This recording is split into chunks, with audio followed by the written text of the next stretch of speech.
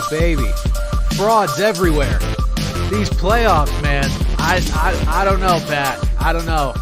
I don't know what we make of these frauds, but we'll get here we go. Yeah, here we go to Cancun. Welcome back to Off the Bench. I'm Brandon Carney alongside Pat Gustafson. Hey, at least Ted Cruz can hop on the same flight as them this time. They can save the environment a little bit here. Ted Cruz is a curse. He's like the new Drake, except way less cool. Like he's every team he roots for and goes to their games, they just fucking lose. It's without a doubt. You hate to see it. It's fucking brutal. For those of you watching with us live or watching this on recording after, you will astutely notice I am rocking the short sleeve Patriots hoodie in honor of my man Bill Belichick. Our recording date has once again gotten to us where it feels like this happened a while ago. What the fuck? His firing happened on a weird day, and so our show last week was before it happened. We were speculating that it could, and then it did happen. We'll talk about old Bill in a little bit, but for the entirety of this episode, I will be paying homage to my Lord and Savior and the only head coach I have ever known as a football fan. So it's going to be definitely a different vibe. New beginnings here in New England, even though I'm in Denver, but new beginnings here in New England for sure. Pat, the playoffs got underway, quite obviously, and I got to say, man, I'm on fire. I wish I put some bets down on these picks. Know. I have never in my life done this well. Obviously, you can't do better than this, but I went 6 for 6 in the wild card round. I notoriously will turn down people's offers to be in like their playoff prediction pools because I never have done well in it and I hate it so much. This year, of course, I turned down a couple and I would have won and possibly won some money if I kept with these picks. Managed to just kind of toe the line there, thread the needle with some of these upsets, especially with Packers Cowboys. But Pat, you didn't do too bad yourself. You went 4 for 6, so we're both holding strong here. Super I Bowl still picks got alive. all my championship. My Final Four teams are all still kicking. So I've got a shot here. Definitely got a shot. Also, I see in our chat here we've got an account commenting that says "Off the Bench with Benchwarmer brand clips."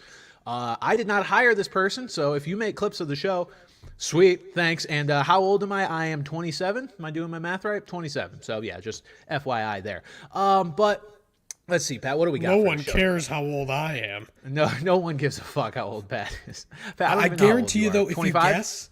I guarantee if you're at home guessing right now, I guarantee I'm not that old.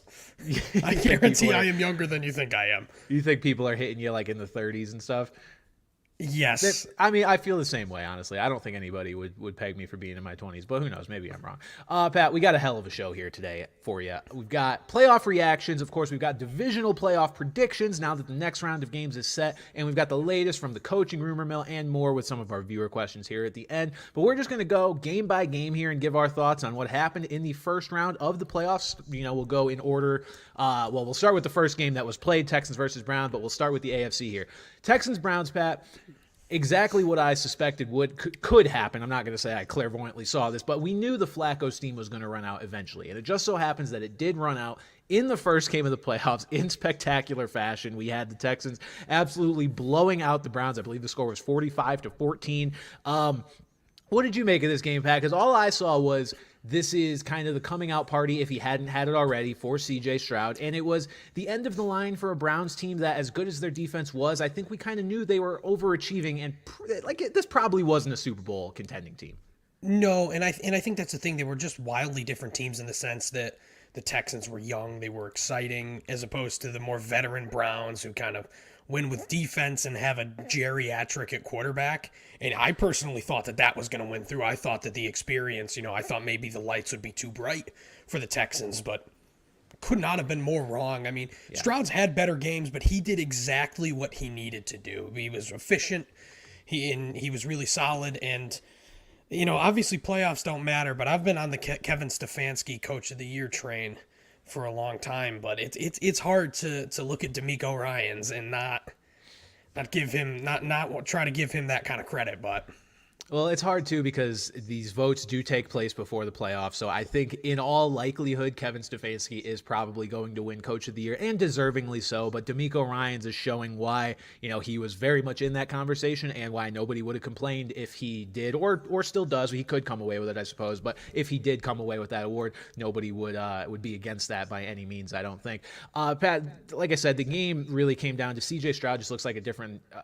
He's on a different level. I have never seen a quarterback as a rookie look this good this quickly and be this calm in a game. Like this is his first playoff game in his rookie season that I can't imagine the Texans, anybody on that team thought they were going to be in this spot. I mean, I'm sure they're preaching it, we can do anything, that whole spiel, because that's how you get to this point with that kind of confidence. But for them deep down to actually think they were going to make it to this point and then to get here and play with the kind of poise they did, it's incredible. And I mean, Pat, I don't know if you're ready to go this far. I know you're tend to be more conservative than I am, but I'm ready to call C.J. Stroud a top 5 quarterback in this league. And like next season could, teams are going to get more tape on the guy, and that's obviously an issue in and of itself, a full season of NFL tape for teams to prepare for. But the way this guy plays the game, he can do some things that anybody that's outside of my top 5, I just don't think can do. The throws he can make, the control he has over the game, he's incredible.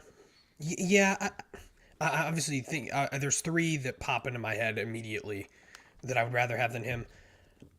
But the thing that impresses me the most is you see a lot of these young quarterbacks who kind of come on like this are more of these athletic running guys. Like it's been a long time since we've seen one of these more traditional pocket passers come in and be this effective this quick. You look at, it took Joe Burrow a little bit. Obviously he got hurt too. It took Trevor Lawrence a bit. Some are saying it's still taking him. But for him to come in with the play style that he has and be this successful this quickly with a team that was this bad is truly remarkable. It's at the very least the best storyline of the NFL season is just an insane immediate turnaround.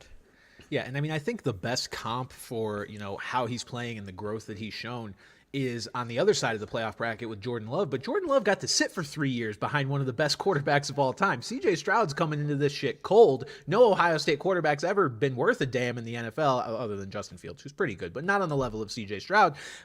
It's wild to see, and now the Texans, look, regardless of what happens this weekend against the Baltimore Ravens, who are arguably the best team in the entire NFL still. For the Texans to get this kind of playoff experience and get a playoff win early on with this core, I think is going to serve them so well down the line with how young this team is. And It's just good for them, man, to be this far ahead of schedule. And this was the perfect year for Stroud to kind of come on because, like you said, you think he might be a top 5 quarterback already. A lot of quarterbacks didn't play so well this year. Like there were a lot of injuries, a lot of guys underachieving, and some of the guys that maybe overachieved have underachieved in the playoffs that we'll talk about in a second. So, like, if there was any year where Stroud was going to come into the league and put himself immediately in that conversation, it's the perfect storm for it right now. Yeah, and one other takeaway I have from this game and just from the Texans season overall, and this applies to, the fantasy side of this podcast as well, is, man, I really hope Bobby Slowick doesn't leave Houston. Like, Bobby Slowick gets so much credit for how well this offense functions. C.J. Stroud came out and said that, the offense that the Texans are running is actually less complicated than what he did at Ohio State, which I think is a major, major credit to Bobby Slowick for being able to help C.J. Stroud, adjust to the NFL in that way by giving him something a little less complicated, but that he can still work from and work off and make some incredible plays. I worry, if they take a big downgrade or get somebody new at offensive coordinator, that, not that we'd see a collapse by any means by the Texans, but just that the offense may not be as well oiled as we saw this year. I do think they are going to lose him. Every year you see there's the really hot commodity that kind of comes out of nowhere that, can capitalize, and I think that's Bobby Slowick. I mean, Ben Johnson's kind of already there. Ben Johnson's been on everyone's radar, but Bobby Slowick is the new kid on the block who is just. And for his own thing too, there's a lot of good jobs out there. So if he were to make the jump to go to be a head coach right now would be a good time. But yeah, we talked a lot about that, changing coaching staffs, how it's going to affect fantasy. But I'll tell you one thing, Nico Collins and Tank Dell are going to be drafted, I would say for sure, as wide receiver 2s, in the top 20 receivers. Obviously, I haven't made a concrete list, but you've just got to put them in that ballpark because without Tank Dell, Stroud and Collins have been on, like, so in sync there, and they've got whether it's with Bobby Slowick at the helm next year or not, like, they've got a really good young team, room to grow. Obviously, they could still use a running back that's not Devin Singletary or Damian Pierce, God forbid. Paging Saquon Barkley. Hello. Pick up. Perhaps, but there is a lot to like. I mean, there's so much to like going forward in Houston. I don't think they take down Baltimore. I think this Baltimore team is just too good right now. Yeah. But for them to even make the divisional round, like we said, having the second pick last year is remarkable. Yeah, we'll see what happens with Bobby Slowick. I feel like every year there is, a couple of those big name coordinators that don't end up getting head coaching jobs when you think they would. I mean, hell, Ben Johnson just last year, Eric Bieniemy for several years, and still ongoing. So it's going to stay ongoing. He hasn't even gotten an interview. I know. It's just, you see these coordinators that you feel like are shoo-ins for a head coaching gig, and then it just takes an extra year or two. So maybe Slowick will stick around in Houston, or maybe he will get that head coach. And you look at like this kind of nerd archetype, these offensive gurus, like the Kevin O'Connells, the Mike McDaniels, like he fits that mold, and that's kind of almost the direction. We'll talk more about coaching candidates later, but it's like it feels like the league is just getting younger in terms of coaches, which is just. I would be hard pressed. Like if I'm a team, like who would you rather have, Bobby Slowick or like Dan Quinn or Steve Wilkes? Like no, like I want Bobby Slowick. That's what I'm saying. Like the veteran defensive coach. No, I want the fresh new face who has completely turned a team around instantly. So. Yeah, I mean, and it could get muddier too. It'll all depend, honestly, on, I think, Nick Sirianni and Mike McCarthy's futures, which we'll talk about in a little bit. Because right now, there's only so many coaching openings, right? Like, and you've got good candidates out there that aren't the Dan Quinns and Steve Wilkes of the world. You've got Mike Vrabel, Bill Belichick, Jim Harbaugh, all looking for jobs, and those jobs are going to fill up. So maybe Slowick gets left out in the cold this year and then finds one next year. Again, I don't know. That's definitely me being hopeful because I love how this offense looks with him. Hopefully, they'll be able to soften the blow, whether he is around or not. But an incredible showing from the Texans. Pat, next game up here in the AFC, we've got the Chiefs versus the Dolphins. A game that went, no, I wouldn't say how people expected. It was, I think the score, the margin was a little bit wider than we thought it would be, although most people were leaning toward the Chiefs in this one because of how cold it was going to be and just having, a team a little more suited to play in that style. And it was worse than we thought it would be. The question I have for you, Pat, is because I've been seeing it come up a lot, and it's just continuing the narrative that certain people brought up before the postseason, which was, don't count out the Chiefs once we get to the playoffs. Do you think the Chiefs are about to go on a run? No, just because I think Baltimore and then San Francisco, possibly in the Super Bowl, are just too good. Like, do I see Kansas? Could I see Kansas City beating Buffalo in Buffalo? Yes, I think they will. I think Kansas City is going to win and move on to the AFC Championship game, but I just think Baltimore's too much of a behemoth, and then San Francisco. But say Baltimore gets tripped up against Houston, we're looking at a real path for the Chiefs to get right back to the Super Bowl here. And again, nothing spectacular. Like the Chiefs weren't spectacular. Again, just a very run-of-the-mill game, but that's all they needed because, man, the Dolphins. I know we've kind of labeled this as the frauds podcast, but like I don't even think we can call them frauds because like everyone knew it. Like at least with the Cowboys, like there was at least some semblance of like, hey, this team's talented enough to make a run. Everyone kind of knew that the Dolphins were going in the wrong direction, and I forget who tweeted this. I saw a really good tweet that said like, if you're watching this game for the first time and you find out that the Dolphins are missing a lot of starters. You'd be hard-pressed to guess which side of the ball it was on. Yeah, exactly. For the number one scoring offense in the league to lay that kind of egg, regardless of the condition, regardless of anything, is terrible. And you don't deserve to. You don't deserve to win that game. You deserve to get blown out like they did.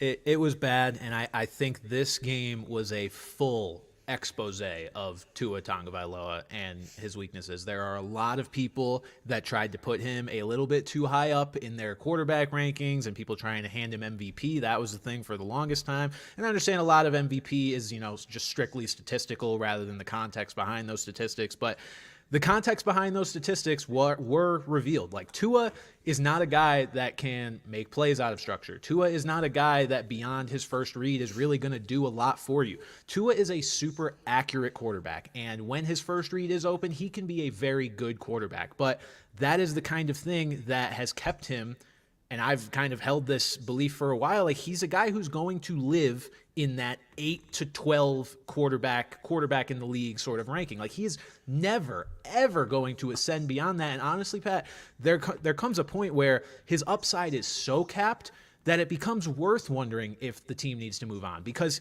what's going to happen with Tua and what the Dolphins' identity right now is be an offensive juggernaut, outscore you, and then like have good enough defensive pieces that hopefully they can perform on that side of the ball. Well, the defense lost a bunch of guys to injury, so we'll acknowledge that. But a guy like Tua being your quarterback requires your defense to be elite. Like this is the type of quarterback.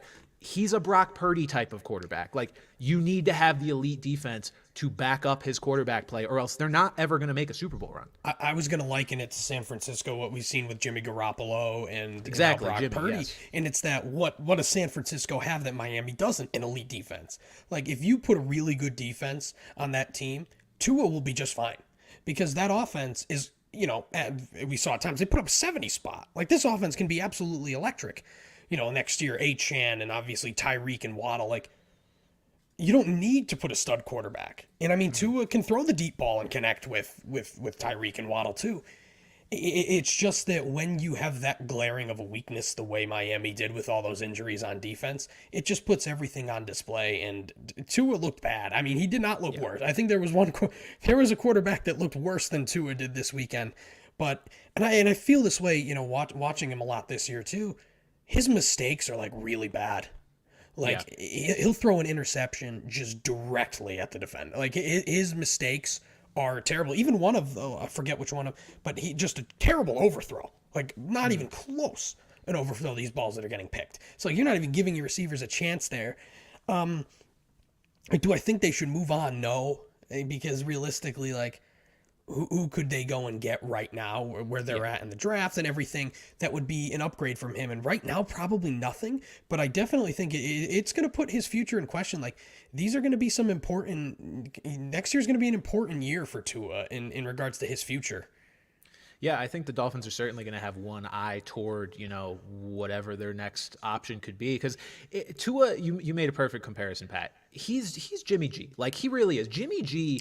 I think he's a little better than Jimmy G. He's got some downfield ability he's that Jimmy G does not have. No, I agree with that. Yeah. But like the weaknesses that he has in the general play style and all that, I think are very comparable to Jimmy G. And the reason I say that too is because there was a time when people were trying to anoint Jimmy G as like a top 7-8 quarterback in the league. And he leaves San Francisco, and you see why that was just not a very viable thing. Like so much of NFL performance at the quarterback position is the players around you, obviously. Yeah. And it makes it hard when you have such good players around you to fully understand what that quarterback's weaknesses are, because they might not get exposed for a long time, or they may get exposed very sparingly. And they got exposed here. And I think that's why Tua is very much a Jimmy G caliber of quarterback, although better, because I think Tua will qualify to be a starting quarterback in this league for a long time. But I just don't think he's a guy that, you're going to rely on to win a Super Bowl for you. He's a win with type of quarterback, not a win because of type of quarterback. And the Dolphins need to decide what that means for him, them, and what they want to do going forward. Look, maybe they brought in Mike McDaniel strictly because they knew what they had at quarterback with Tua, because McDaniel was in San Francisco with a guy like Jimmy, and they were like, this is perfect. Like, this is exactly what we need. But yeah, this is... And they've been trying to recreate that, even with some of the pieces, Raheem Mostert, Jeff Wilson, Trent Sherfield was there for a little bit. Like they were trying to basically build, San Francisco East over there, and... Again, they just don't have the defense to do that right now. If they can get the defense to do that, then I think you could see them being perennial favorites, even with Tua. But you can't always count on that, especially with injuries. No, until further notice, regardless of what the Dolphins do in the regular season, if they don't put together a better defense, like until further notice, this is just a regular season team and not one that I'm going to buy into for the playoffs unless they do something different. Because especially once they hit these cold weather games, Pat, which are going to happen when you're in the AFC, especially, like It's, you got teams like the Bills and the Chiefs that you may have to travel to, New England if they ever get back to the fucking playoffs. Like, these are going to be cold places, and you cannot necessarily rely on just a track meet team to get through those conditions. Granted, would they have been a lot better off if they didn't choke away the division and play, a bunch of games in Miami? Absolutely. And then the only road game they would have to play would be in Baltimore, which, could be cold, but not quite the tundra of like that we've seen with Buffalo and all that. Yeah, but again, those are such contingencies that, if you build your team a different way, you may not have to worry about, oh shit, when we get to the playoffs, is it going to be too cold for our team to perform? It was rough for the Dolphins, and I think it was a big reality check. And the Dolphins now, I believe, Pat, have the longest drought without a playoff victory now that the Lions finally got a win. Yes, so now they have to hold that cross to bear as well. Good luck with that, Dolphins fans. And just to touch on if I think the Chiefs are going to go on a run, like I said, this game went how I expected. I picked the Chiefs to win this game. I knew it was going to be cold. We knew the Dolphins were reeling. I'm not ready to say that yet. Look, honestly, I won't be ready to say that if they beat Buffalo either. I will say that if they are on the marquee for the Super Bowl, because if they are in the Super Bowl, that means they got through Buffalo and they got through likely Baltimore, and then I'm convinced. But for now, they got through a super injured Dolphins team. This is still the same Chiefs team with the same weaknesses that I'm worried about with the receivers. So no, I'm not buying I will say though, we've talked about it for, there's been talk about it for a few years now, these Chiefs wide receivers. I mean, I think Rashee Rice is him.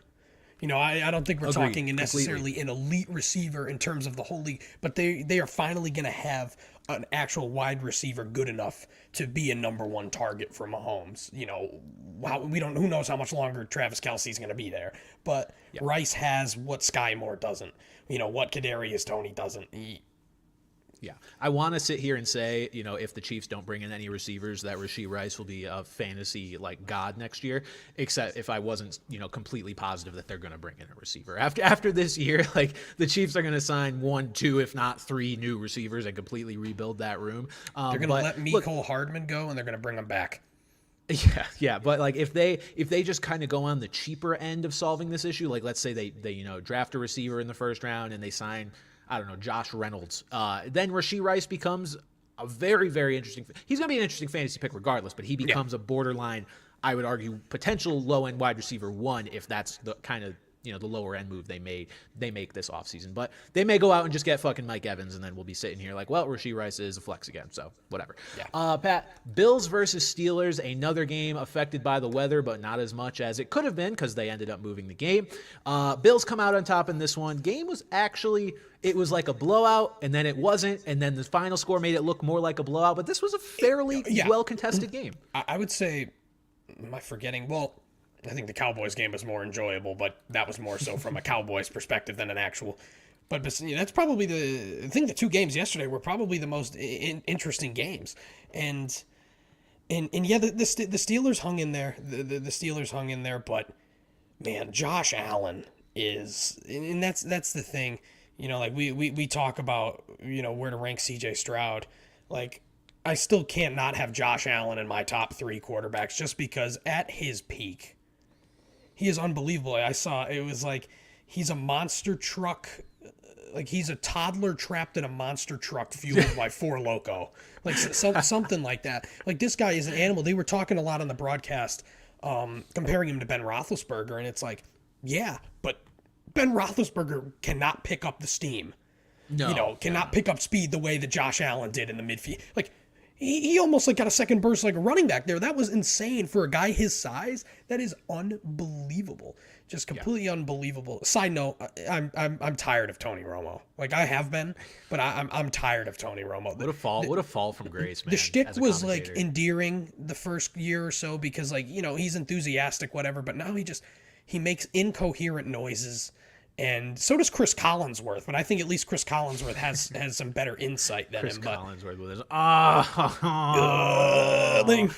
Romo's just like, I don't know, Jim. I don't know. Just making a bunch of vowel sounds. Like, commentators are just Pokemon at this point. That's except Greg Olson, who's just awesome. But going back to Josh Allen, just played out of his mind. But I think the big thing that stands in the Bills' way now, similar to the Dolphins, just getting ravaged on defense. Like, there was a point in the game where, like, I don't even think they had a chance to bring it up on the broadcast, but DeMar Hamlin I'm like, I just saw like it's a play and I'm like, oh, there's number 3. I'm like, Yeah. I'm like, this is what we fall into right now, that he was out there and it was just so casually. That's how decimated they are. And at the end of the day, Patrick Mahomes is still Patrick Mahomes. Andy Reid is Andy Reid. If that defense is banged up, yeah, again, it could be the perfect storm that Kansas City needs to make something of a run. Yeah, well, we definitely got alien Josh Allen in this game. Like, we got the best of the best that Josh Allen can offer, and we know that he can play like this. You mentioned in relation to Stroud in your quarterback rankings, I don't have Josh Allen in my top 3 of quarterbacks just because he is a guy who is such a, crazy highs and then just baffling lows. And not that the lows are ever that low, but it's like just the crazy turnovers are... They keep him a little bit lower on my list, but like, look, this is also what he can do. We got the absolute best of Josh Allen. If he can put together, 3 more games like this, the Bills could easily be Super Bowl champions. I would not be shocked if outside of the obvious candidates in the Ravens and the 49ers, like after them with the winning streak the Bills are on, I think the Bills would be my next pick, like to, just kind of pull a Super Bowl victory out of their ass. Cause I'm not going with what happened that the Bucs. spurred that winning streak. What happened? I have to bring that up at any opportunity. Yeah, Sean McDermott has not lost a game since he praised Allah or whatever the fuck he's doing. Al Qaeda. Al Qaeda. It's just it's the weirdest like sub storyline of the playoff, but it is happening. Sean, it's so fucked. It's so funny though, but. I had something to say, and now I forgot because I started thinking about 9/11. So we can carry on. Maybe for the best that you forgot. maybe no, it didn't. It had to do with Josh Allen, but now. Oh, okay. But I've completely lost it now. So yeah. I guess we'll just keep talking. Maybe it'll come back to me at some point. But yes, Josh Allen played great. No turnovers for only the 4th time this season, which again just kind of contributes to what I said. And look, for having Mason Rudolph at quarterback and no TJ Watt, like I said, the Steelers kept this one closer than I thought they would. So not a bad performance by them. And that feeds into Mike Tomlin. Seems like he's going to end up returning this year if the reports from today are accurate. Him walking out of his presser, mid question about his future, kind of threw some fuel on the fire. Like he was butthurt about the question because his future was in question. Doesn't seem like that is what's happening. Seems like he's going to be out there on the sideline again in 2024. And I'm going to be honest, I think that's a mistake. As much as I've talked up Mike Tomlin as, at worst the 3rd best coach of the last 2 decades. Mm. But, I liken it to Andy Reid back in Philadelphia. You can be a really good coach who's had a lot of success in a place, and the need to move on is still there. Like 17 straight winning seasons is remarkable, but the last few we're talking 9-8 winning seasons, or 8-1, God forbid, whatever. But this team has been a very mediocre team for the last handful of years, and they have really shown no signs of kind of breaking out of this. They talked about on the broadcast about how there's going to be a serious QB competition next year with Mason Rudolph and Kenny Pickett, and it's just like, I hope that's not true. God. Like if that is the case, the Steelers will be living in the same perpetual mediocrity where one, they're blowing top 10 picks here. Like these rosters are bad enough where they could probably get close to top 10 picks, but no, instead they've got to go and get throttled in the first round of the playoffs every year. But especially with a guy like Bill Belichick out there, especially with a guy like Mike Vrabel out there. It almost seems just kind of like not to say that the culture is bad, but just like it seems like everybody in that situation needs a fresh start. And yeah, I think this isn't even a case of me waffling, being like, oh well, maybe they should. I think they're making a mistake. I understand that. It is weird to say because of all the consecutive winning seasons, but it's almost like that's become a crutch at this point to not make a move, at least, from some fans' perspective. It's like, well, he keeps having these winning seasons. Yeah, and those winning seasons where you're a game above 500 are great building blocks when you're trying to, have a great team, but there's no point in putting them together for 5-6 years. Their building blocks are just going straight now. They're just placing one in front of the other. Like they're not building on anything. Defense has been really good. Obviously, you've got the best defender in the world in TJ Watt, but just from an offensive standpoint, like Najee Harris had a classic Najee Harris line, like he's not very good. You've got a freak in George Pickens, but the QB play that he's being paired with has been terrible. And you can't tell me Mason Rudolph, whose claim to fame in the NFL is nearly getting decapitated by Myles Garrett. Like, you think now all of a sudden, he's going to jump in and do this? Like, you could say, oh, Geno Smith kind of turned it around. It's like, Geno Smith was still a highly touted prospect, when he came out of college. Like, he was a starter for a few years. Mason Rudolph was never anything. I just can't fathom, as a Steelers fan, being confident in either of those two being the quarterback there next year. No, it feels like the Steelers are almost living my worst nightmare with Bailey Zappi, which was Zappi plays well enough down the stretch that the Patriots are like, we could go with him next year. That's kind of feels like what's happening with Mason Rudolph.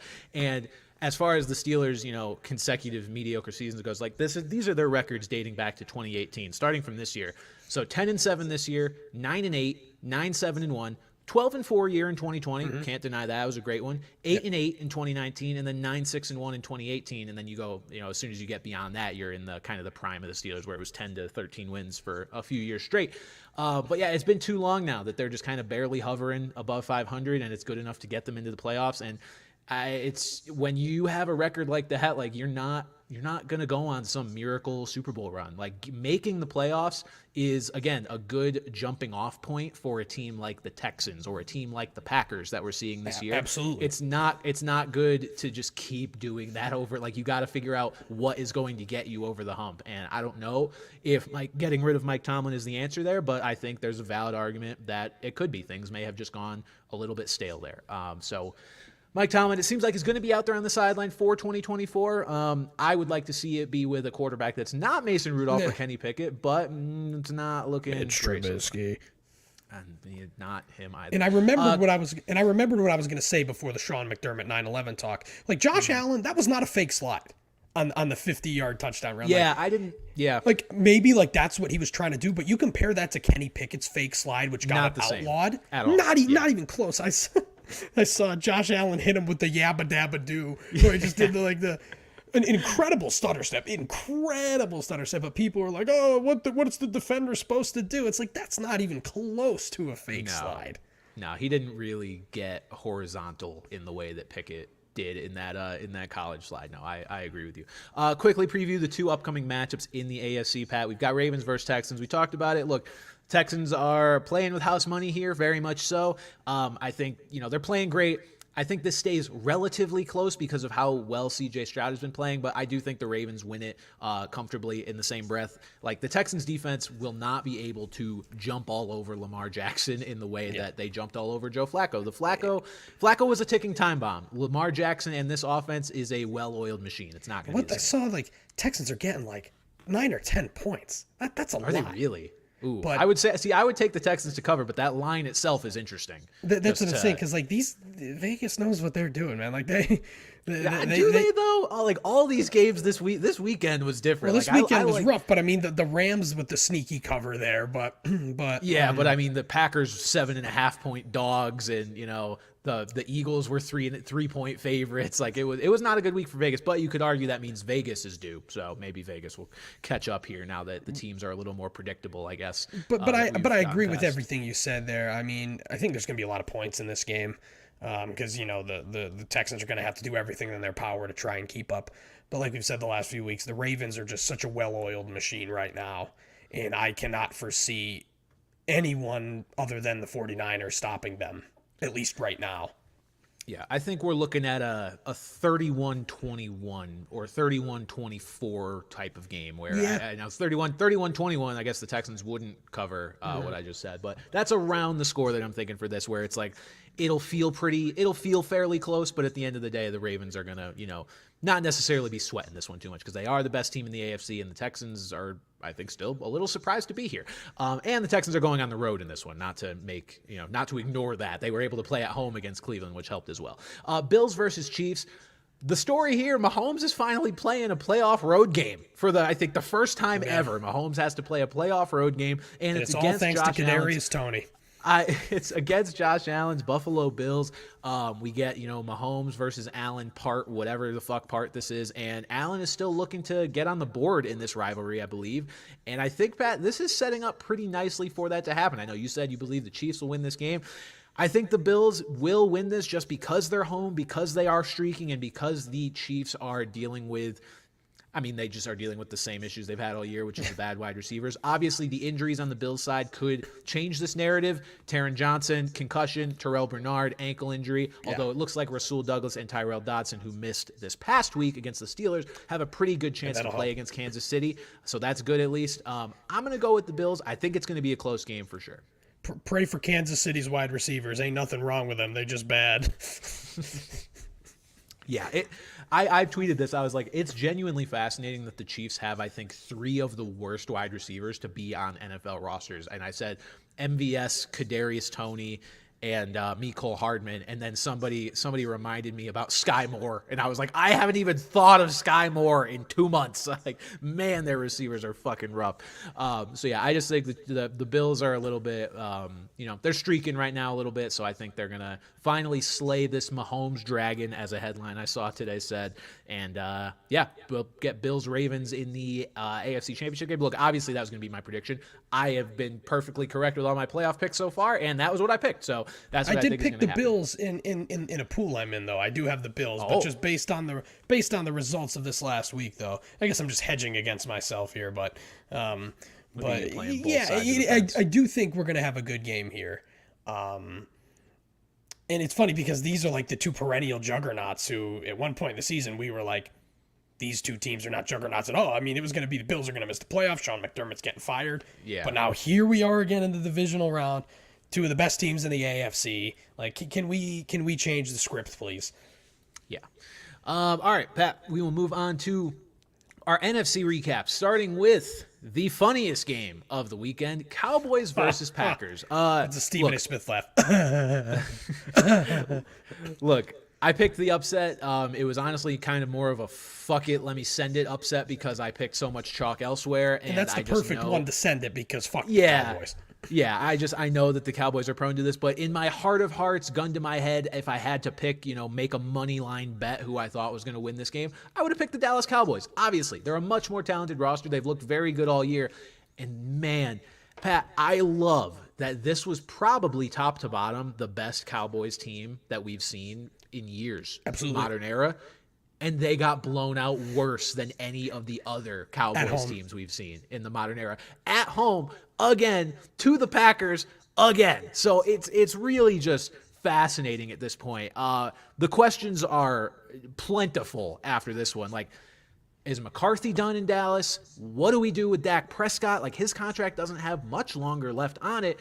What do you take from this, Pat? Because this was as monumental of a collapse as you will see in professional sports. Well, in terms of like a one-game collapse, as opposed to, we'll talk about the Eagles, whose collapse I'd argue is more monumental, but that was far more, prolonged. Yeah. I hinted at it, but Dak was the one that I was referring to when talking about Tua is just the worst quarterback of the weekend, by far. Against these picks he was throwing were brutal. And it's funny, like while I was watching it right before the half, I'm like, if they put 7 points here on the board, I'm like, they get the ball to start the half, like this is a game. And then before I can even finish my sentence, Darnell Savage is at the 20-yard line. Like immediately after I say that, it happened, and it was terrible. Like he was staring down CeeDee Lamb. Yeah. Like a fucking construction worker catcalling. Like that man was like had his eyes glued on CeeDee Lamb. And no shit, They jumped it. Like, just miserable timing. Like, that could have been a huge momentum shift in the Cowboys' favor. Instead, it basically let out any air out of the bag. They almost killed Jimmy Johnson. We can't afford to lose Jimmy Johnson. I know. That play was really fascinating. Honestly, the beginning of that game was fascinating because Dak and CD were weirdly off kilter the entire beginning of that game, the entire game really, but especially in the first half. Like, you were seeing their timing was off. Dak was missing CD. CD was complaining about Dak's throws almost immediately, like from like the first target.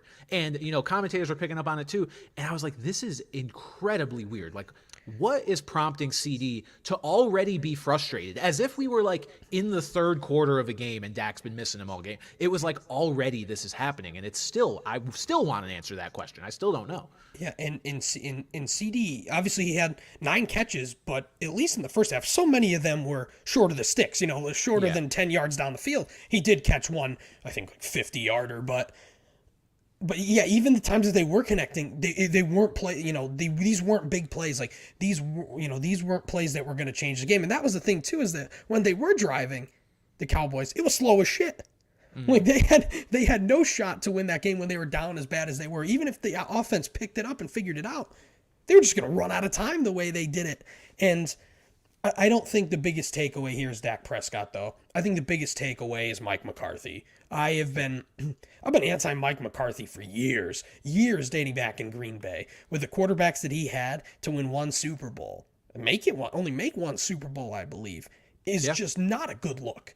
And you could tell towards the end of his run in Green Bay that was the issue. It was a personnel issue.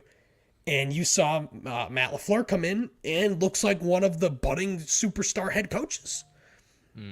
And it's just such a wet blanket move. And all the people saying like Bill Belichick to the Cowboys, I would be flabbergasted. Because to mention Jimmy Johnson again, the whole reason why it didn't work out in the 90s was because he wanted to take some of Jerry's power. And Jerry didn't want that. And ever since, most of their coaches, except for Bill Parcells, basically, Wade Phillips, Jason Garrett, Mike McCarthy, these just wet blanket types that are going to go with whatever Jerry Jones wants to go with. Like, I cannot see for the life of me him getting someone who was literally a GM, bringing in a head coach who was literally a GM, and a bad one at that the last few years, but they... I said that Mike Tomlin needs to go. Spoiler alert, I'm going to say Nick Sirianni needs to go. But this one is far more imminent. This is the one that needs to happen the most for this team. Just because, especially talking about how the league's getting younger, the Mike McCarthys of this league, especially coaches on the offensive side of the ball, are just getting whisked right out of the league. And again, to see a team be this good year in and year out, and just absolutely blow it when it matters the most.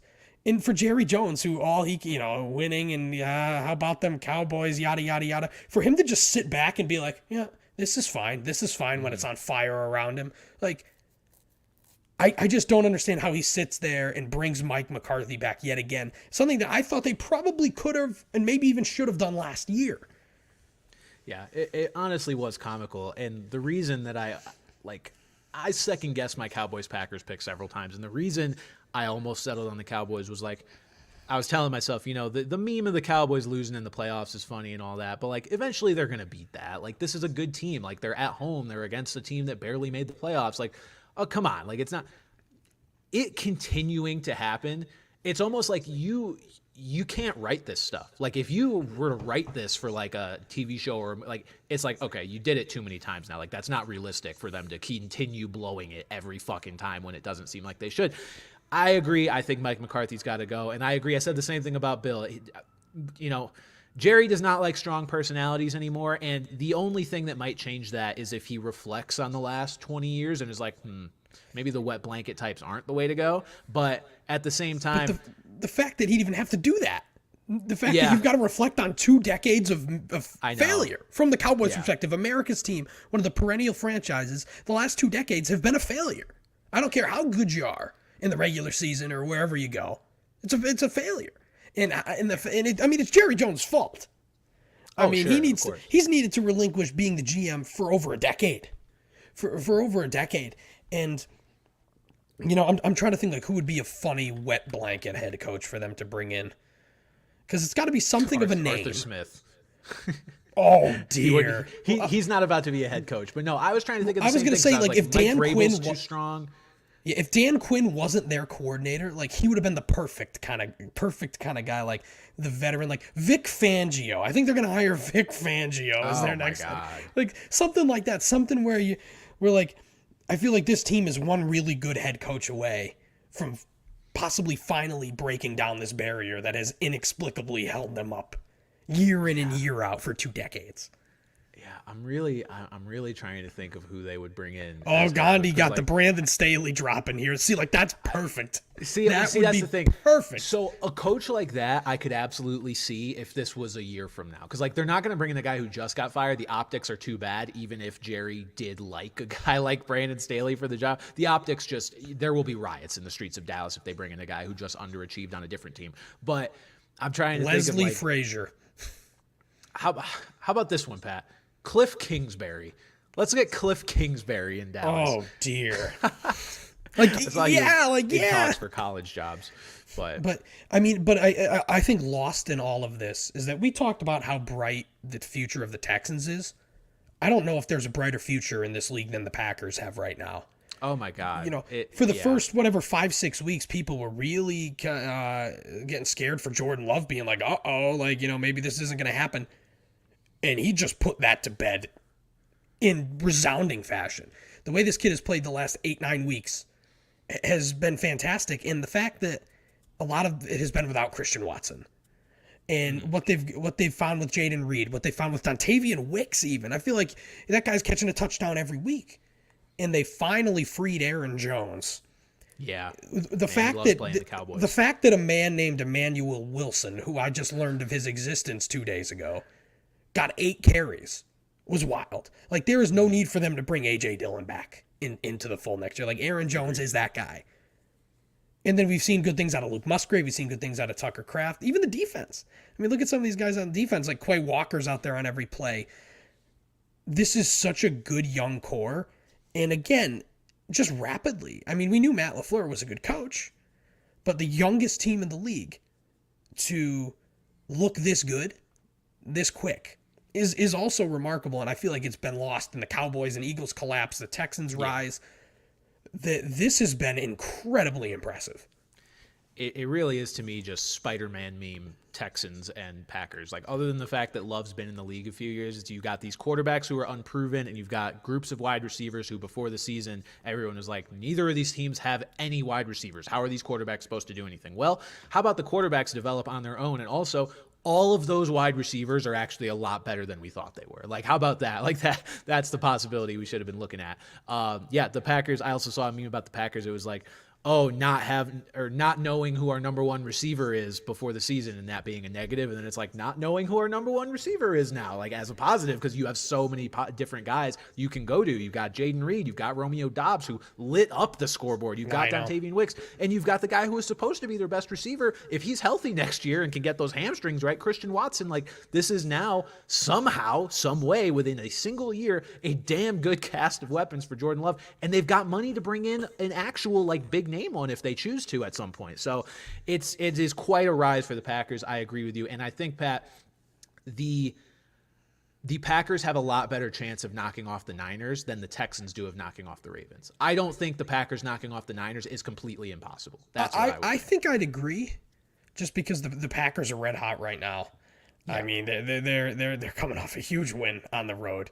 You know, who's to say they can't do it again? Like, I don't think it'll happen. I don't think it'll happen. I don't either, but I just think it's slightly more possible just because you're dealing with, again, it comes down to the quarterback for me, and this is coming from a guy who picked the Niners to win the Super Bowl. That was more of a top-down team thing, but, you know, you look at the Texans trying to stop Lamar Jackson, good luck. You look at the Packers trying to stop Brock Purdy, maybe you can scheme something up and try and game plan for some of his weaknesses, because he certainly has more than Lamar Jackson does. Purdy's a good quarterback, don't get me wrong, but, you know, not on the level of a guy like Lamar. Maybe the Packers could do something. Did you see our boy Uncle Rich's little viral clip there? I did not, actually. Making the rounds, they were walking into the locker room, and you just see him go, "How about them Cowboys?" Which probably means now they're going to get their fucking doors blown off. But we're referring to Rich Bisaccia, the famed Raiders interim coach, back being a special teams coach. And I tweeted about, I said, I will never forgive Mark Davis for his misdeeds.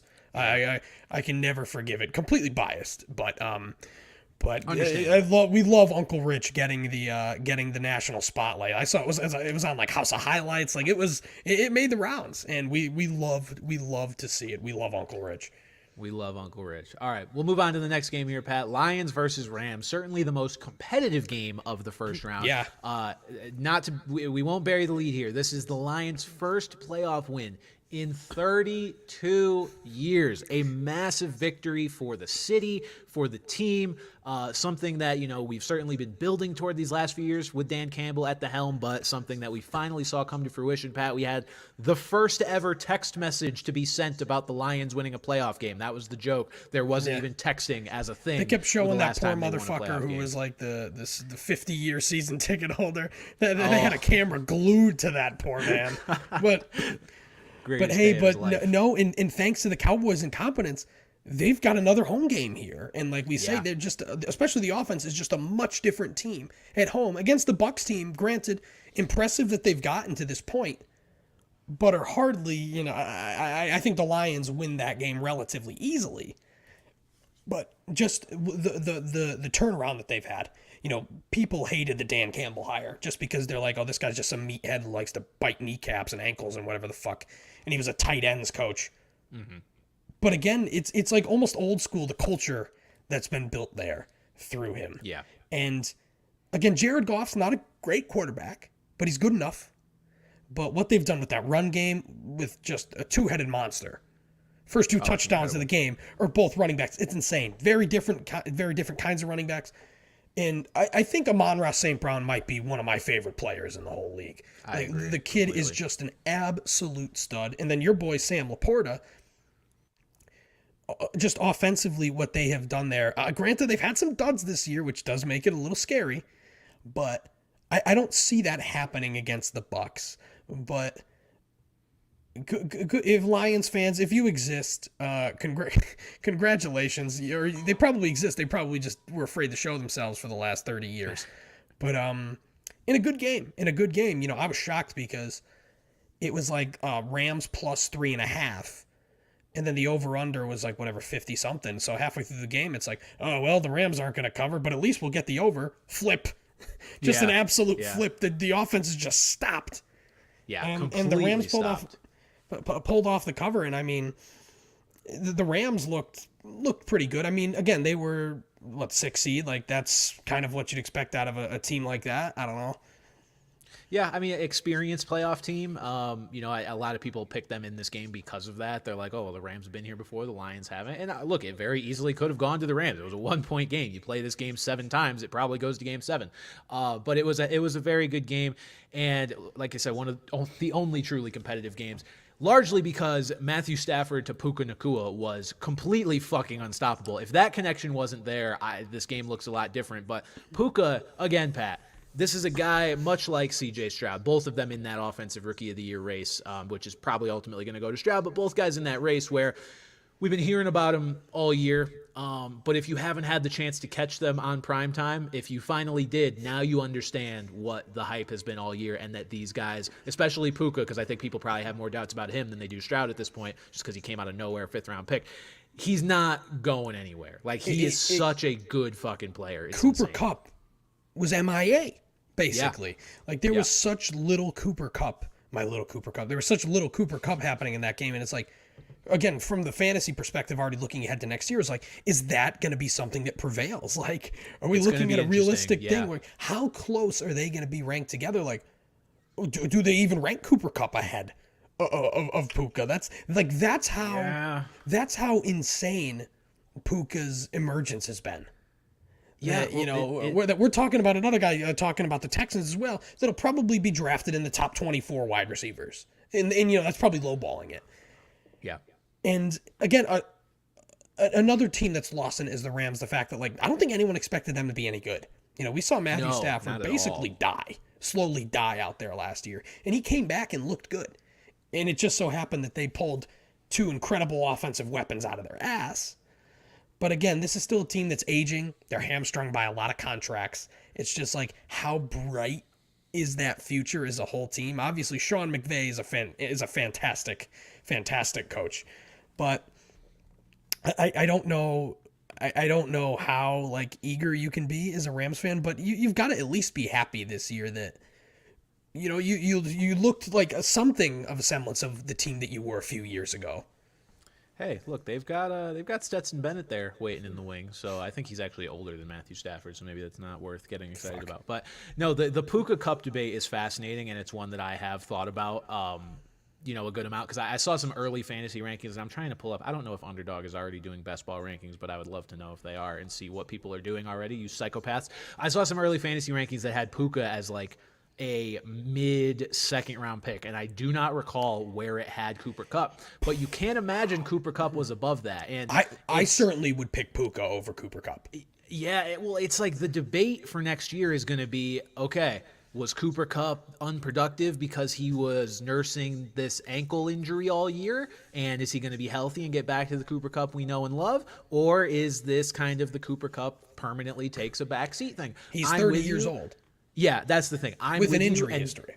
Because of that, I'm certainly taking Puka above him as well. But to be honest, Pat, once draft time rolls around, I may talk myself out of taking either one of them just because of the concerns of each of them. Granted, there's room enough for both of them when that passing game is working as it can, and if Matthew Stafford's got another year under his belt or another year ready to go, they could both be productive. But it might just be a case where depending on the capital I have to spend on them, I might just go a different direction.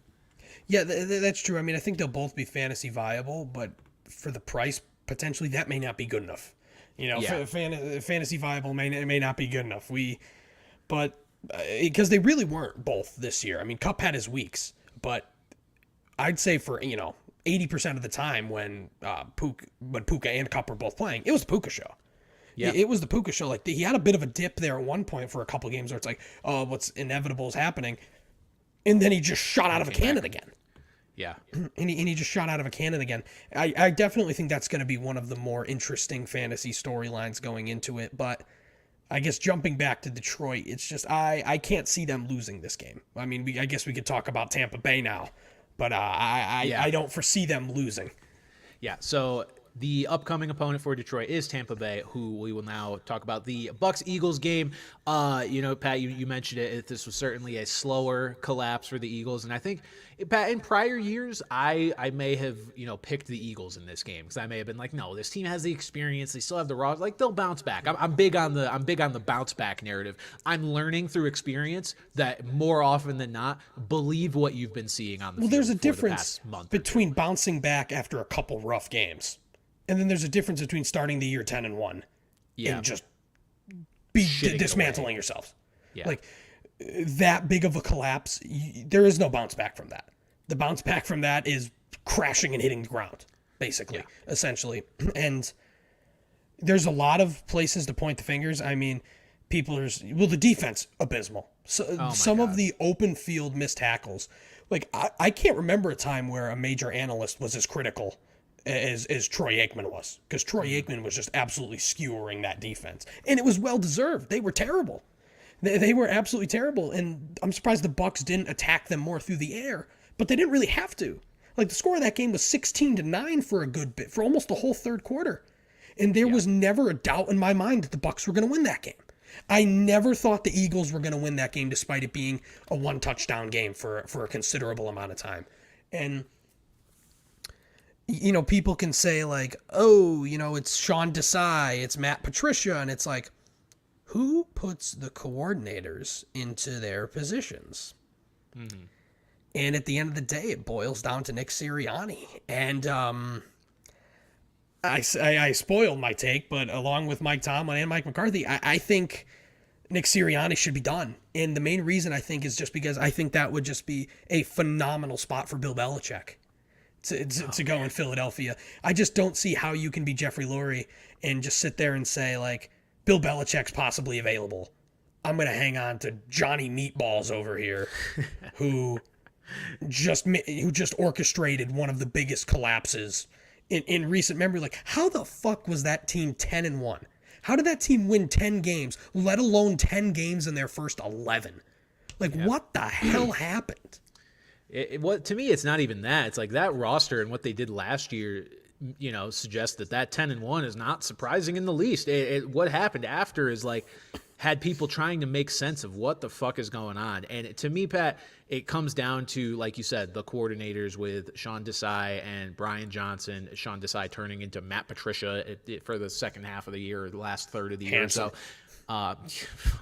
you hire Matt Patricia, it's the kiss of death. But to me, I understand where you're coming from about firing Sirianni because of who's available, and to me, that's the only reason I would think about firing him, because there are such great names out there right now. Like, there's Belichick. You can reunite Mike Vrabel with A.J. Brown if you want. I mean, that's just one small connection you could make there. Kevin Byard as well is in Philly now. You could reunite Vrabel with them, or I guess Harbaugh's probably out of the question. It seems like he's going to go to L.A. or something. But to me, it's like, I went on a friend's podcast last week and talked about Serriani. He asked me, do you think the Eagles would actually fire him if they lose in the first round? And I was like, I just feel like that is a bit of an overreaction because of the fact that, yes, he appointed terrible coordinators, but he went to the Super Bowl and got his 2 coordinators poached for head coaching job. It's like, I don't blame him for not getting it exactly right the first time. I know the NFL is a what have you done for me lately league, and you don't have a lot of time to figure these things out. But to me, I'm giving him more than just 1 year coming off a Super Bowl appearance. Like, I'm giving him more than 1 year. That's all it is. And I would give him one more chance to find coordinators that work. And then if it doesn't work after this year, or if it doesn't work by midseason, can him. But I'd even argue the fact that they were in the Super Bowl last year makes this all the worse. The fact that they went from such a high to just crashing down, like, in theory, like, oh yeah, canning the coach after a collapse, it might be an overreaction. I don't think it would necessarily be an overreaction for something this drastic to happen. But I do agree. I don't think you're firing him just to pick up Joe Schmo coordinator, Bobby Slowick as your head coach. Like, I think you're only moving on from Nick Sirianni if you are going to go all in on Bill Belichick or Mike Vrabel. And I mean, time will tell. There hasn't been any reports in either direction about him being safe or him being out. But just a remarkable collapse by, the Super Bowl favorite for 11 weeks of the year. And it's just mind-boggling to look back. Like, I don't even remember it. Like, I don't remember how that team was as good as they were. And, people shitting on Jalen Hurts. And it's like, I'm not going to put him in the fraud category with Dak and Tua right now. But he's looked better. He's looked better before. But I still think that Jalen Hurts will be fine. I think that we'll see, Jalen Hurts that approaches top 5 QBs in the league. I think we can definitely see that again as early as next year. But just a miserable collapse. And, like we said, we might have made this pick, but the Bucs, granted, kudos to the Bucs because, they were above 500 in that really bad division and played well down the stretch, except for that terrible game against Carolina that they won. Yeah. But and they won a playoff game behind Baker Mayfield, who was essentially getting the Geno Smith treatment now, where he should get extended. He's a free agent, but they should say, don't even worry about that, and they should extend the man because he has been really, really solid and helped bring that team to where it was. Because I mean, look how they barely scraped into the playoffs anyway. They were one Kyle Trask away from winning 6 games. Yeah, that's true. Baker, statistically in some ways performing even better than Tom Brady did last season with this same team. So certainly an impressive rejuvenation for him. And shout out to Dave Canales, because Dave Canales has now been behind both the Geno Smith and Baker Mayfield revivals, being the quarterbacks coach and passing game coordinator in Seattle last year, coming over and being the offensive coordinator in Tampa this year. I actually tweeted I would love to see him get a head coaching look potentially in Carolina, because I'd love to see what he could do with Bryce Young. Not that Bryce Young fits that same mold. Obviously, Baker and Geno are a little bit more journeymen, constantly trying to figure it out type of guys. But Bryce Young's also on that trajectory, so maybe Dave Canales can save him from that before it gets to that point. And I mean, Canales will be a head coach someday. I doubt it'll be this year. The Carolina's the only interview that I don't even know if he's actually interviewed for it yet, but the only interview that he's going to get as of right now. And yeah, to see what he's brought back out of these 2 journeyman quarterback to make them, I mean, I'll call them viable starters. I'm not going to call them, like top tier starters. But they're very viable starters. Where now the Bucs, I think the Bucs, and it's Baker wants to be back. Like, I think the Bucs now can take quarterback off the worries, off their list for next year, because they've got someone. And it's funny because, like, for a guy that was like so disliked coming out of college, for whatever the little stupid dances he does and then the progressive commercials and kind of the douche vibe, like, Baker Mayfield is such an easy guy to root for now as the underdog. Yeah. Like, I just find myself gravitating towards him as opposed to the Baker Mayfield that was the number 1 pick a few years ago. Yeah, well, I think he got done dirty by the Browns, and it was in favor of Deshaun Watson, so I think a lot of people sympathize with him for that reason. But then it's also, Baker has handled this adversity just really, really well. Like despite his big personality and just kind of being, frat douchey vibe that he had coming out of college, like he has been very humble through this whole process of trying to kind of find himself as a quarterback. He didn't throw a fit in Carolina. He didn't throw a fit when he went to LA for a couple of games, and he actually played great stepping off the bus there. I don't recall that. That for the first. He never played for the Rams. Right, that never happened. They did not have a game against the Raiders. I can't see you. I can't hear you. But yeah, Baker, I think he's kind of endeared himself to people. I've always been a Baker guy, so can't relate. But I'm glad that he's got a little bit more of the public support behind him. And we got a question here in the chat, basically me saying that I want the Bucs to run it back and for the Steelers to burn it down. And yes, just because of more so with the Steelers, that's just been perpetual at this point. Like they're just like waiting in this consistency, as opposed to the Bucs. Obviously, you're coming off Tom Brady. Like, you to an extent, you are going to have to pick up the pieces. And you're coming back off of Bruce Arians as well, who was a really, really good coach. So, Todd Bowles looked good this year as a head coach, and that defense started to look better. And, I think the pieces are kind of in place where, as opposed to the Steelers, like we talked about, the Steelers, you think of, stepping stones. And the Steelers' stepping stone is just like fucking lily pads, they've had as the opposed to the sample Bucs. Size at this point. There's certainly, it seems like for the Bucs, there's more room to go up right now than the Steelers. Yeah, the Steelers have just shown us, for whatever reason it is, that they are hovering at this just kind of mid-level range, whereas the Bucs are I think we expected them to tank a little bit this year, and they didn't. So now that they've stayed above water, how about we keep the core and see where it can get? Look, if we put it together 2 more years of the same kind of record and, maybe first round exit or not make it, whatever it may be, then you blow it up. But that's the luxury of a guy like Baker. He's playing well enough that you can want to, keep him around. He's not playing well enough that you need to pay him $40 million a year. That's, I think, the luxury. And just one last thing about Seriani before we move off the topic. Again, I'm a little indifferent to whether he gets fired or not, but the only thing I'll say about the coordinators is losing Shane Steichen and Jonathan Gannon, who went on to be incredible head coaches in their first year, getting more out of their teams than anybody expected. I just think their impact to last year's Eagles team cannot be understated. And one thing I do want to say, Sirianni brought in those guys too. So exactly, credit to him for doing that. He could easily find it. And I mean, I almost give Brian Johnson another run at it. Again, he's been a guy who has had multiple head coaching interviews, kind of just because I think it's more so just like the Eagles, the whole aura of that, some of the offensive minds. Yeah, he's another guy that I don't think necessarily gets hired, but I could see a world where they bring him back. But defensively, you need Matt Patricia as far away as humanly possible. Because when he went to Detroit and stunk it up as a head coach, everyone was like, oh, well, he's still a good defensive coordinator. He was a good defensive coordinator under Bill Belichick, who was nothing short of a defensive genius. Everywhere else, is a fucking offensive coordinator, God forbid. And now as a defensive coordinator in Philly, this guy is just a straight up bum. He's handsome as hell, but he is a bum. Even under Bill, I'm not letting people forget that Matt Patricia allowed 40 points to Nick Foles and the Eagles in the Super Bowl. I'm not letting people forget that. Matt Patricia in New England was notorious for bend but don't break, but then he bent way too fucking far at times. You could argue they still didn't break because the Patriots were in that Super Bowl. The Patriots were in that Super Bowl, but they were in that Super Bowl because Tom Brady had, I think, the greatest statistical quarterback performance in Super Bowl history in a loss. So Matt Patricia is a bum. Bringing him into that building at all was a mistake because it created the temptation to give him that job when things weren't going well with Sean Desai, and they need to wipe the slate clean. I feel like they owe Sirianni one more year because he got them to the Super Bowl, but I would not be shocked if they went a different direction, especially if they were able to get a guy like Bill instead of, But like we said, I don't think they're even going to fire him unless they know they have a shot.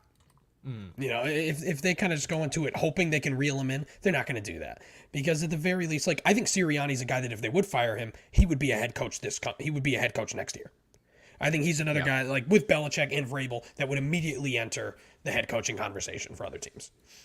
Yeah, I would agree. All right. Previewing the games now here in the NFC, we've got 49ers versus Packers that I mentioned.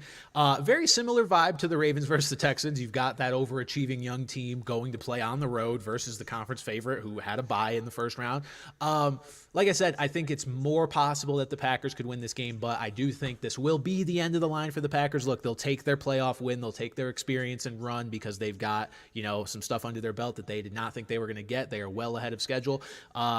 They do have the better quarterback. I am ready to rank Jordan Love above Brock Purdy on just a strictly quarterback and their overall skill set ranking. So I think the Packers go into this game with a quarterback advantage. But look, Brock Purdy's played a lot of games this year against teams that have better quarterbacks than he is, and it doesn't matter because the Niners did, again, what the Dolphins were unable to do, and that is put together a top-to-bottom ridiculously talented roster around their quarterback who is good enough to steer the ship. So I think the Niners are going to take this one, Pat. I think you agree there. Absolutely. And then we've got the Lions versus the Bucs.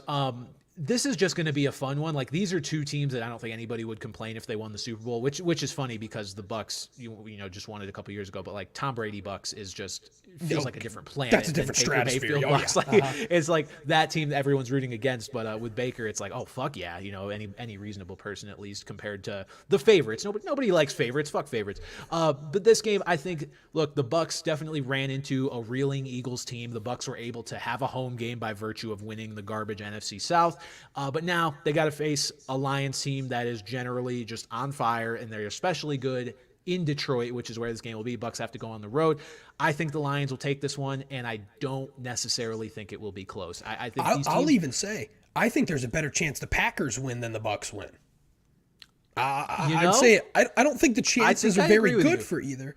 Yeah, but like, I feel like I'd be a little more surprised just because, like, yeah.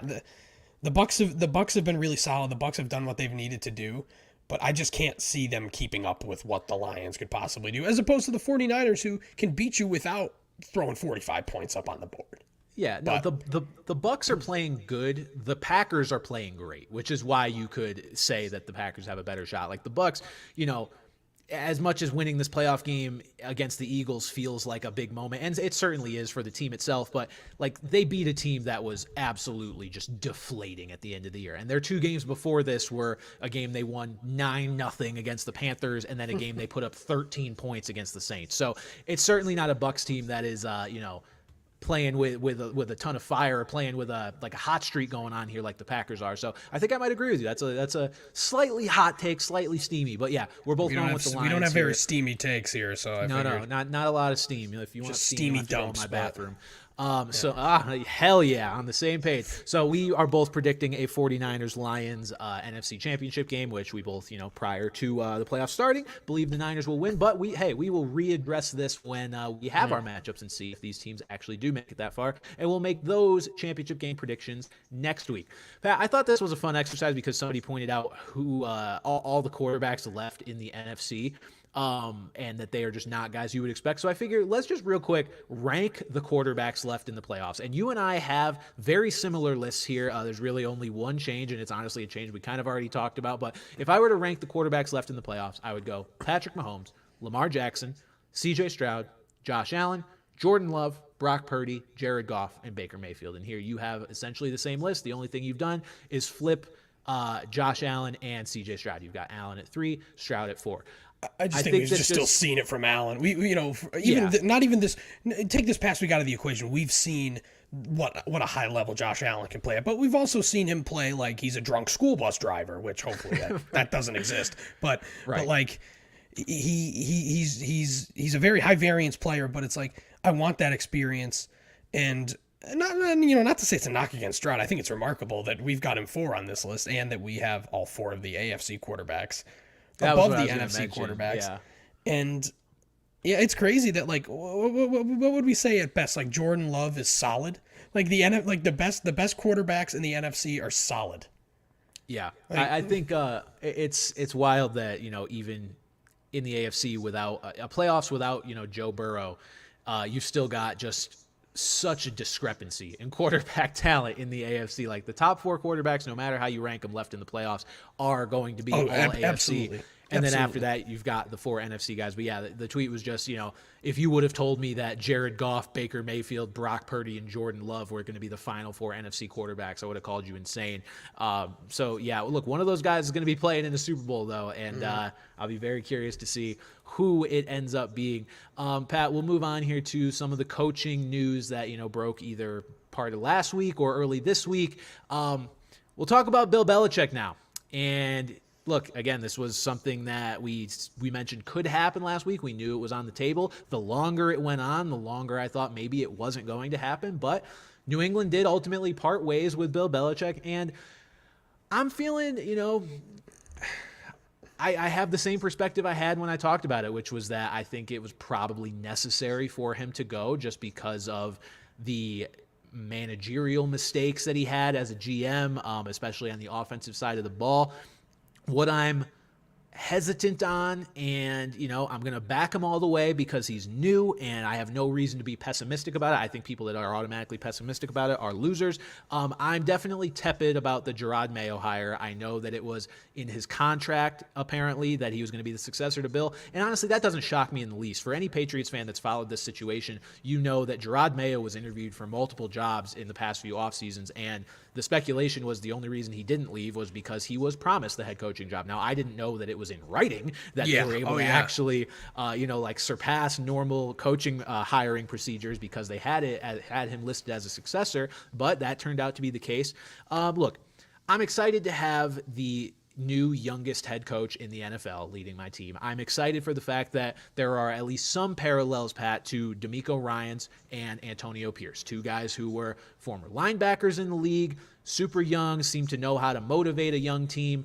In D'Amico's, Pat, who did Antonio Pierce play for? Why can't I remember? Giants. It was the Giants. Okay, I was trying to If you'll recall, they beat the Patriots in the Super Bowl. Yeah, okay, sorry. Antonio Pierce is like lower on my list of players I remember from that fucking older. Yeah, he's a little older than these two. That I've tried to put out of my memory. But okay, Giants is what I thought.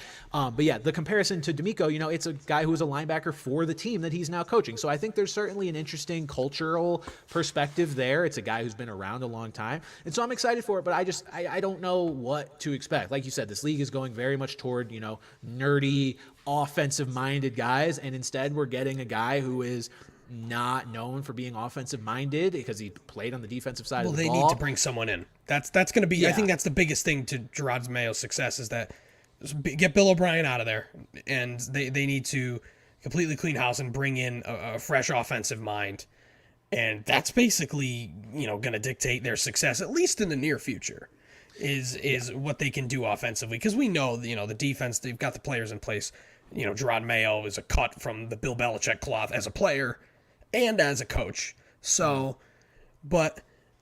it's just, I think the only other guy that would have been viable is Mike Vrabel. But they still went ahead and knowing Mike Vrabel was available and still followed through on their promise, because obviously they could have just, broken the contract or bought him out or whatever, but they still stuck with that and said, Gerard Mayo is our guy, not Mike Vrabel.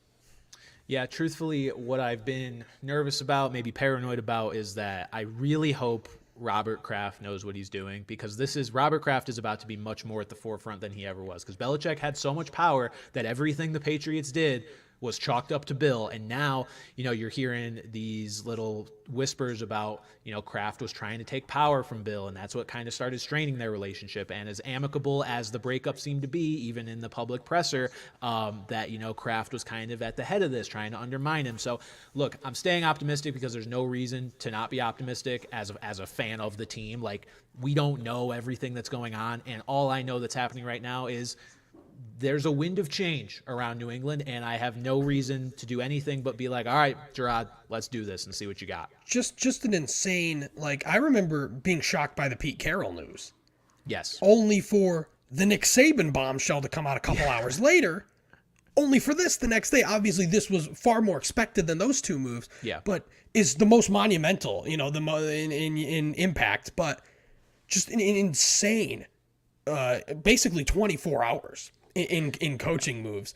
But it's just so funny, Pete Carroll's a great coach, he won a Super Bowl. But people lumping him in with Nick Saban and Bill Belichick should probably pump the brakes. We're talking these two are two of the best football coaches ever. Pete Carroll is a very, very good football coach, but let's just tap the brakes a little bit. Yeah, I understand it. I mean, if you were to group them all together in any context outside of they all retired in a similar timeline, people would call you insane. People are rightfully defending Pete because he is very accomplished, and they're like, oh, well, he's one of the only coaches to win a college and, pro football championship. Totally valid, but you've got Bill and Saban who barely have enough fingers to count all their rings. It is a little bit of a different level. Well, at least he could go back to his day job of hosting the Ellen DeGeneres show. Oh God. Okay. I will say, yes. Pete looks fucking phenomenal. What, he's 72 Oh, years God. old? He looks He looks like incredible. he could suit up. Like, Yeah. he looks fantastic. He looks like he could be our new gunner. Matthew Slater's retiring. We could get him out there. But yeah, just to put a bow on the Bill thing. Saw this coming. Definitely bittersweet. He was the face of our dynasty alongside Tom Brady for the longest time. But I think among us Patriots fans, a lot of us saw this coming, had kind of started to accept it. I had so many people reach out to me and be like, "Are you okay? Like, how are you doing today? Like, are you all right with Belichick?" I was like, guys, like, the reality breaker was Tom leaving. Like, after that, not to be like, oh, I'm scarred and nothing can hurt me, but it's like Tom left and it was fairly unexpected for everybody other than Jeff Darlington, who likes to be a know-it-all, that he felt, oh, I saw this coming.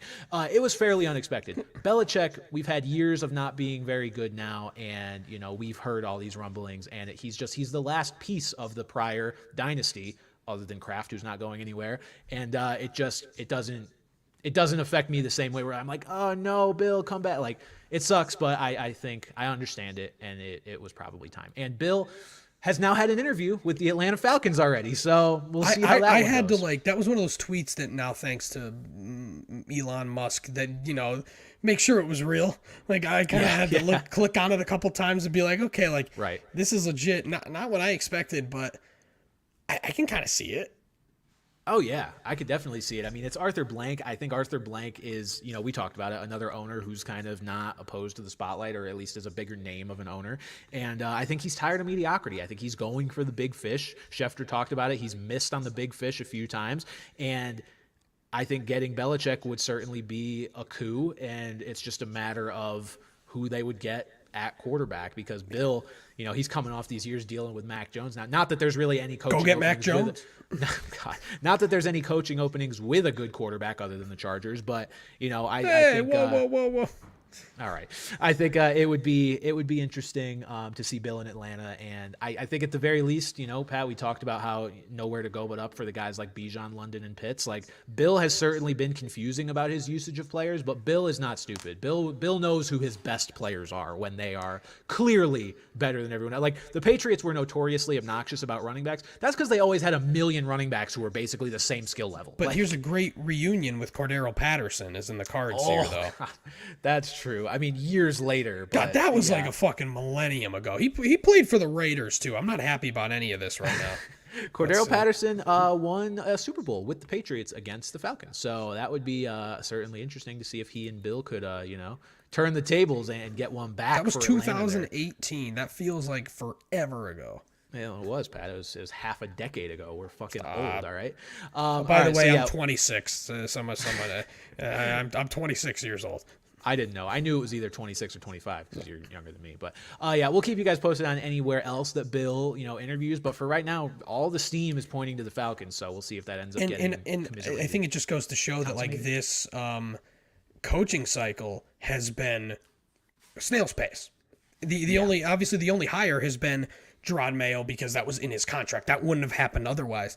And I think it's just a case of two things here. A lot of these teams are going for a GM first, like the Raiders, for example, they're going to interview Leslie Frazier, but they haven't, conducted an interview outside of Antonio Pierce. They want their GM. Or these guys are probably waiting to see what happens to Mike Tomlin or Nick Sirianni. I hope not. I hope no one's waiting on Mike McCarthy. Please, nobody take Mike McCarthy.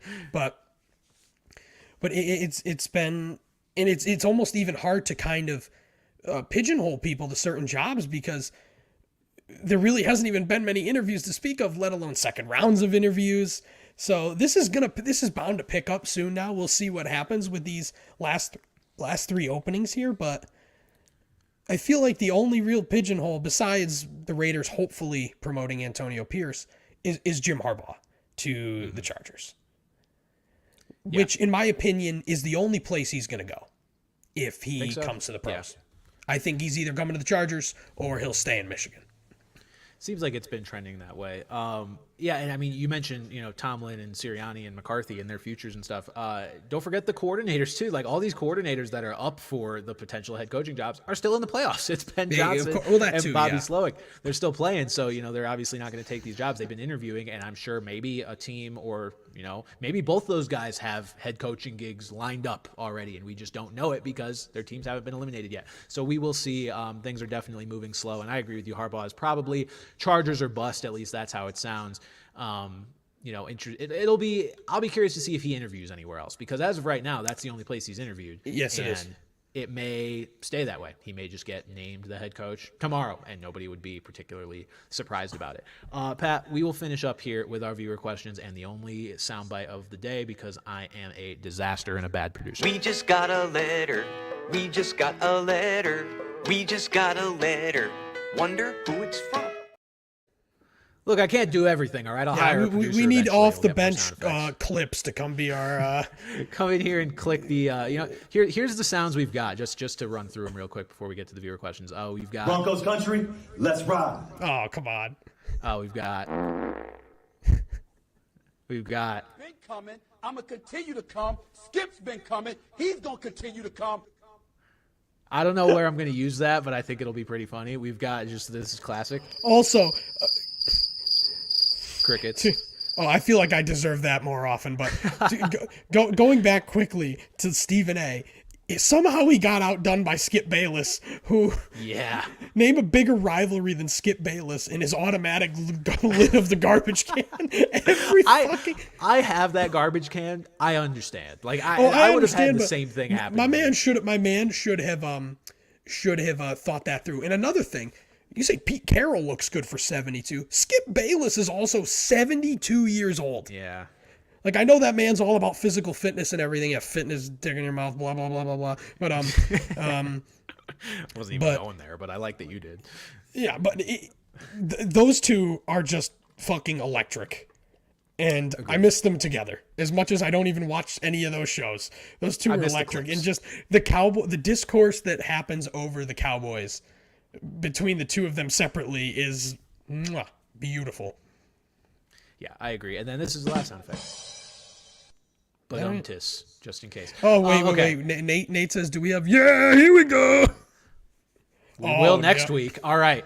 Our viewer questions. All right, first question. Does Baker deserve an extension? This question from Oscar. We've touched on this. We both agree he does. And again, I think the benefit of a Baker extension is it would be a Geno-esque extension where it's not It's not a super long commitment. I mean, I doubt teams are going to get into a bidding war over Baker Mayfield. Baker Mayfield understands what his own value is, and he's a guy who is. Look, there's like a quarterback hierarchy, right? Where it's like, okay, you're incredibly good and you're getting paid like you're incredibly good, and then you're incredibly bad, you're getting paid like it. Baker is a guy who's going to be, I think, just a value for what he gets paid at, because it's like Baker might be the 13th or 14th best quarterback in the league, but he's going to get paid like a mid-tier quarterback, and that gives teams flexibility to do other things. So I think he's like Geno. If Baker could put together a year or a better year than what Geno did this past year, if he can string together some of these, rejuvenated years rather than just having it be a one-off, I think the Bucs will be in a really good place. So yes, we agree he deserves an extension, just, not fucking $50 million a year, Pat Mahomes money.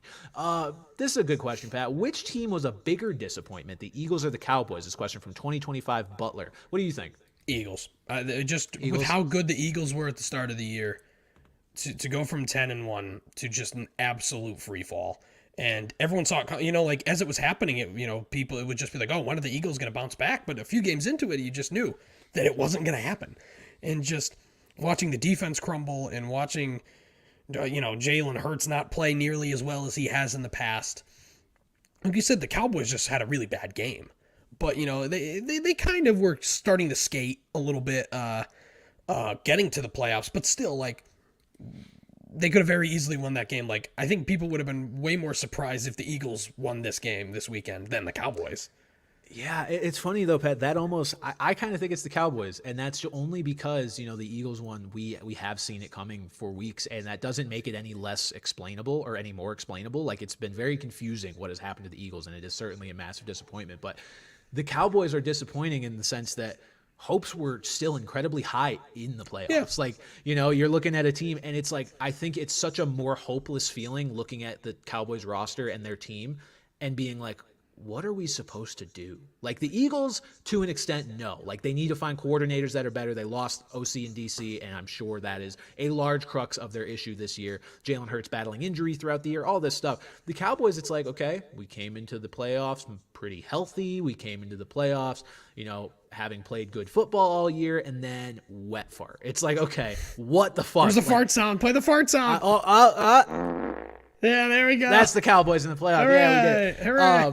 It's just like it just sucks. It's like it makes it feel like the 4 to 5 months of NFL football they just played don't matter. It's like at least the Eagles, there was you were able to start seeing this coming, and so I think it's tough. It's tough for the Cowboys, and I think it's definitely a massive, massive disappointment. And then the final question: Justin Fields to Atlanta? Question mark. This question from Al Valley. I think I'll just address it as in terms of do I think it's going to happen and is it a good fit? I think it could happen, and I think it's a pretty good fit. I mean, it's a massive upgrade for Atlanta. Look, Justin Fields is a guy who also has his limitations. He's a little slow of a processor at this point, but he's still an electric player, and I think still has room to grow. I think he has the ability to grow, much like a Jalen Hurts did, and he would be a godsend for the Falcons. Yeah, it's just clear that Justin Fields and Matt Eberflus probably aren't going to work, which is why I'm still a little surprised all this talk like, oh, what are the Bears going to do? They could trade the pick, and it's just like, I think they should go with Caleb Williams, but honestly, just thinking about some of these teams that are quarterback needy, I think Falcons are a great fit. We talked about the Steelers, my Raiders. They need a quarterback. Like, but the Falcons, we talk about it. They have an offense filled with top 10 overall pick weapons. Yeah, and the Falcons are a team built to compete, and I think they need to get a quarterback that either aligns. Okay, let me rephrase. Not necessarily built to compete like for a Super Bowl immediately. They are a young team that is ascending and could compete, so they need to either get a quarterback that fits that sort of youth timeline like Justin Fields does, or they need to get a guy and try and just go all in like a Kirk Cousins or something. I think they're making a big mistake if they go out and get Russell Wilson, who we've talked about as one of like that being one of the only semi-logical landing spots for him. I think they'll be upset if they get Russell Wilson, and I think they're not in the position in the draft to get a guy that's going to really move them. Like, who are they going to get? Penix or J.J. McCarthy? Like, all those guys have question marks on their own, and they're sitting at the number 8 pick. I don't think that pick alone is going to be spent on either of those guys. I think it's too high of a pick. I agree. So, yeah, I think Justin Fields would make a lot of sense. I believe they have the money to pay him something reasonable, reasonably high because he's going to be looking to get an extension here soon, whatever team that may be from. And I just think that's a good fit. It's a team he's been linked to, at least rumor-wise, speculation-wise, for quite a while. He still has a lot to prove, and I do think definitely. a change of scenery will help him. And at least of existing quarterbacks that are presumably going to be available, like Baker's a free agent, whatnot, but it seems like he's going to go back to Tampa. He's one of the better options. Definitely. So we'll see what happens with Justin Fields. Certainly watching what the Bears do at quarterback with Fields and the potential to take Caleb Williams or even Drake May. That's going to be the biggest sticking point once the playoffs end here. But for now, the playoffs are the headline. And we will be back to you guys next week with the latest on what's happened in the playoffs. And what's going to happen tomorrow now? Like, what's going to happen? I know there's always some big news that comes out on a Wednesday that we then just seem super late on because we record on Tuesday. I can't even think of something funny enough. But Tom Brady returns to the Raiders as player and Matt coach. Patricia's the head coach. And Matt Patricia's the running back. Okay. That'll do it. That'll do it for this week, guys. Thank you for watching. For Pat Gustafson, I'm Brandon Carney. We'll see you guys next week. Bye-bye.